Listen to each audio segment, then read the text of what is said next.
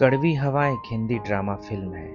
ये कहानी उस बदलती हवा की है जो बदतर होते हर मौसम के साथ अनहोनी और अपशगुन की तबाही लेकर आती है। राजस्थान का एक जिला है धौलपुर। यहाँ एक दूर दराज का गांव है। एक बुजुर्ग हेदू और उसका परिवार इसी गांव में रहता है। बूढ़ा हेदू आंखों से लगभग अंधा है। लाठी के बिना चलना मुश्किल है, फिर भी घर से दूर बिना बताए सुबह सुबह धौलपुर के लिए निकल गया। बस पकड़ने के लिए काफी दूर चलना पड़ता है। यहाँ थोड़े इंतजार के बाद एक बस मिली भी तो खचाखच भरी हुई। अंधा हेदू बस के धक्के खाते किसी तरह धौलपुर पहुंचा, पर सफर की ही तरह मंजिल भी भीड़ और गर्मी से भरी एक तंग जगह है। ये एक ग्रामीण बैंक है। ग्राहक से लेकर बाबू सभी पसीने और भीड़ से सौदा कर रहे हैं। ऐसे में एक अंधे का नंबर कैसे आए? कभी इस लाइन से तो कभी उस लाइन में धकेल दिया जाता है। फिर हेदू एक जगह बेंच पर बैठ गया। कब शाम हुई फिर रात पता ही नहीं चला। वैसे भी हेदू को कम दिखता है। अपने नंबर के इंतजार में चुपचाप बैठा है।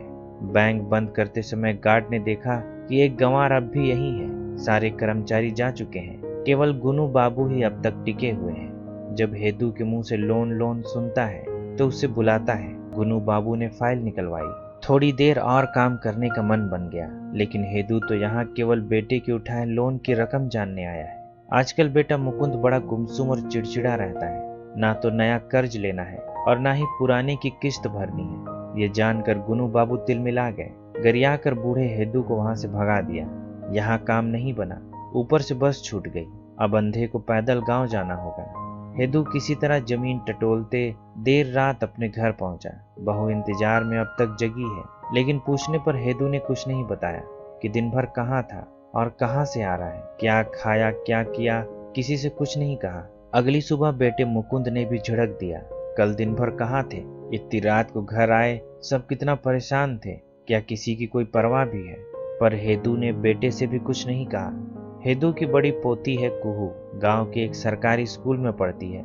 आज मास्टर जी मौसम के बारे में पढ़ा रहे हैं। कुल 4 मौसम होते हैं, भूगोल का यही नियम है। पर एक बच्चा कहता है, मास्टर साहब मौसम केवल 2 होते हैं, दिन में गर्मी और रात में ठंडी। बारिश तो साल में 2-4 बार ही होती है, कभी गर्मी में हो जाती है तो कभी ठंडी में। सभी बच्चे उसके जवाब से हंस रहे हैं, लेकिन यहाँ की हकीकत तो यही है। तभी एक लड़की जानकी का चाचा उसे लेने आया। घर में कुछ इमरजेंसी है। असल में जानकी के पिता ने बैंक से कर्ज उठाया है, लेकिन किस्त चुकाने में मुश्किल हो रही थी। महीनों से बकाया चढ़ता जा रहा था। कर्जे से हार कर उसने आत्महत्या कर ली। गांव में कर्जे की बीमारी ने पहले भी कईयों को निपटाया है। मुकुंद भी ऐसे ही एक कर्जे में फंसा है।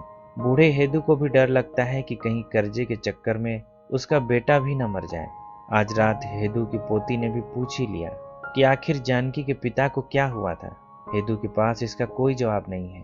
हालांकि मौसम के बारे में एक जवाब तैयार रहता है। पहले 4 मौसम होते थे, अब 2 ही बचे हैं। सब हवा का खेल है।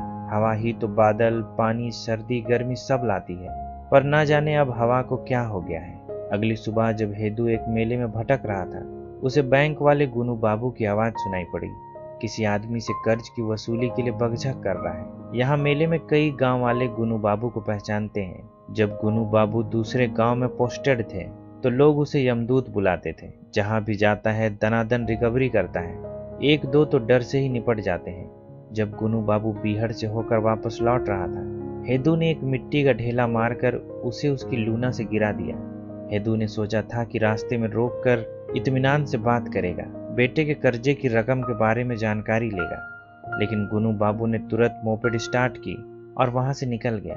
क्या पता बुढ़ाऊ ने टीले के पीछे लोग छुपा रखे हों। ऐसे भी रिकवरी वाले से सब खुन्नस खाते हैं। आजकल गुनू बाबू इसी गांव के चक्कर लगा रहा है। यहाँ से रिकवरी करने पर कमीशन भी डबल मिलता है। अब तो यहाँ रोज का आना जाना हो गया है।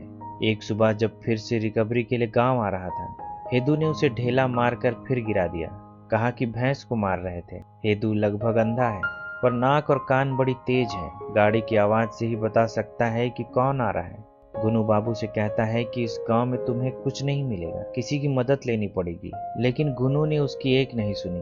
आखिर 5 साल से ये काम कर रहा है। अच्छे से मालूम है कि क्या करना है, कैसे करना है। किसी की जरूरत नहीं है, किसी अंधे बूढ़े की तो हरगिज नहीं। पर जल्दी ही गुनू को एहसास हो गया कि इस गांव में कर्ज की वसूली आसान बात नहीं है। छोटी मोटी रकम वसूलने में पसीने छूट रहे हैं। कोई नाम बदल लेता है तो कोई पहचान छुपाने लगा है। अगले दिन जब गुनू बाबू वापस गांव की तरफ आ रहे थे, हेदू ने उसे फिर से एक ढेला मारा। इस बात से गुनू बाबू तिलमिला गया। अब उम्र का लिहाज नहीं करेगा, सबक सिखाना होगा। पर हेदू उसके काम की एक खबर लाया है। कल शाम जब उसकी पोती स्कूल से आई थी तो बता रही थी कि उसकी दोस्त को उसके पिता ने नए कपड़े और तोहफे दिए हैं। एक चॉकलेट तो उसके भी नसीब में आ गया है। हेदू बताता है कि मंदिर के पास वाले बसंत पांडे के पास अभी पैसे हैं। कल सुबह 8 बजे वहां पहुंच जाना। पूजा के ठीक बाद। यही एक वक्त है जब वो झूठ नहीं बोलता है। अभी जाओगे तो मुकर जाएगा। हालांकि गुनू बाबू ने तब हेदू की बात को तवज्जो नहीं दी, पर बाद में वैसा ही किया जैसा हेदू ने बताया था। अगले दिन वसूली हो गई। खुशी खुशी वो हेदू को खोजते हुए उसके घर पहुंच गया, पर हेदू ने वहां उससे कोई बात नहीं की। कहीं आस पड़ोस वाले उसे यमदूत का साथी न समझ लें। अपने ऑफिस में बुलाया, जो बीहड़ में एक पेड़ के नीचे है। गुनू बाबू को हेदू की बात मानकर फायदा ही हुआ है। अब तो भरोसा भी है कि रिकवरी का झंझट थोड़ा कम हो जाएगा। कम से कम पता तो होगा कि कब और किसके पास जाना है। आज दोनों ने काफी बातें की। गुनू ने बताया कि वो उड़ीसा से है। ये भी बताया कि उसके बेटे मुकुंद के ऊपर कितना कर्ज चढ़ा है। दिक्कत इसमें केवल ये है कि ग्रुप लोन का एक सदस्य मर चुका है, इसलिए कर्ज का पूरा भार तुम्हारे बेटे मुकुंद पर आ गया है। उसने हेदू को कमीशन का एक हिस्सा भी दिया और एक लिस्ट थमा दी, जिसमें महुआ और पूरन गांव के कर्जदारों की लिस्ट है। जाने से पहले कहा कि मजबूरी है, जो वसूली का काम करना पड़ता है। बताया कि अगली बारिश तक अपनी बेटी और माँ को उड़ीसा से यहाँ लाने की सोची है। कैसी विडंबना है, कोई कैसे पानी से निकलकर बीहड़ में आने की सोच सकता है। मुकुंद शहर गया था, पर वहां भी कोई खास काम नहीं मिला। 4 दिन में वापसी करनी पड़ी। ऊपर से मालिक ने पैसे भी मार लिए।